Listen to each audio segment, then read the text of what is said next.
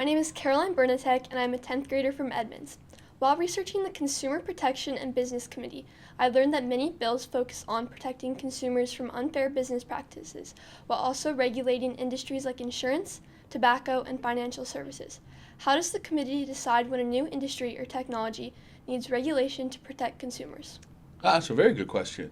So I'm vice chair of that committee, and I chose that committee because of the impact that it has on consumers.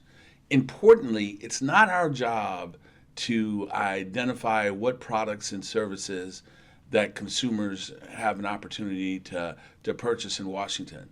Our job is to identify if any product is unreasonably dangerous or if any service is unreasonably predatory, meaning it is easily where consumers are deceived and consumers are not given transparency as to the financial and health dangers to a particular product. So again, our job is to identify products and services that are unreasonably dangerous, so they should not be in the stream of commerce. But importantly, we don't choose products and services that we like, and we don't get to regulate products and services that we don't like. I particularly don't use payday loans, and I do not invest in bitcoins. But that's not the question. The question is not what I prefer. The question is, are these products and services so unreasonably dangerous or deceptive that they do not belong in the stream of commerce? And so we have extensive regulations of payday loans and bitcoins, but we don't prohibit them because there is a market for them, and consumers should have the final choice. So unless the product is so unreasonable that it is never in their best interest to purchase it. Well, thank you for the question, Carolyn.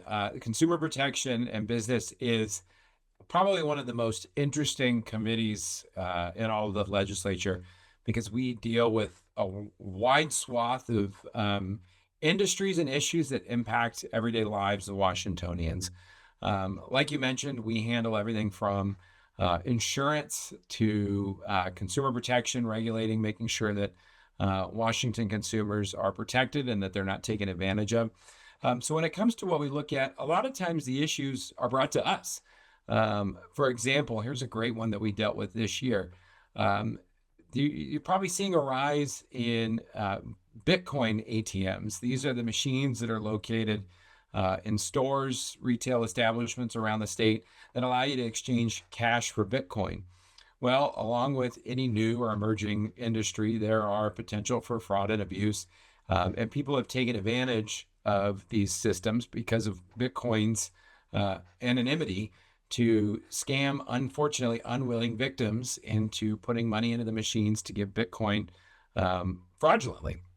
And so that's a topic that was actually brought to us by both law enforcement as well as other advocacy groups like the AARP, looking to make sure that seniors were protected.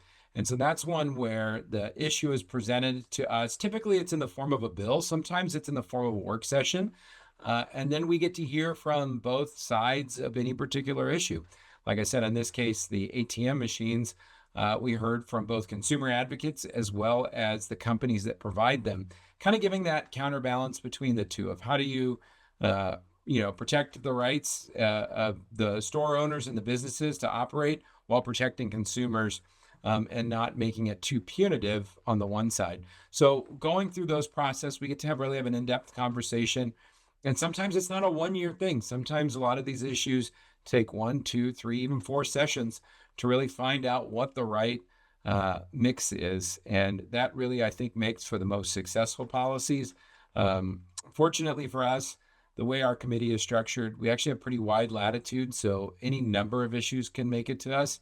And what I appreciate about this committee the most is the fact that it is a committee where Republicans and Democrats really are working together, trying to strike a right balance between state and consumer protections versus business and operations and entities to make sure that we protect consumer choice while also protecting consumer access and safety. So it's a great question for probably my most favorite committee in the legislature.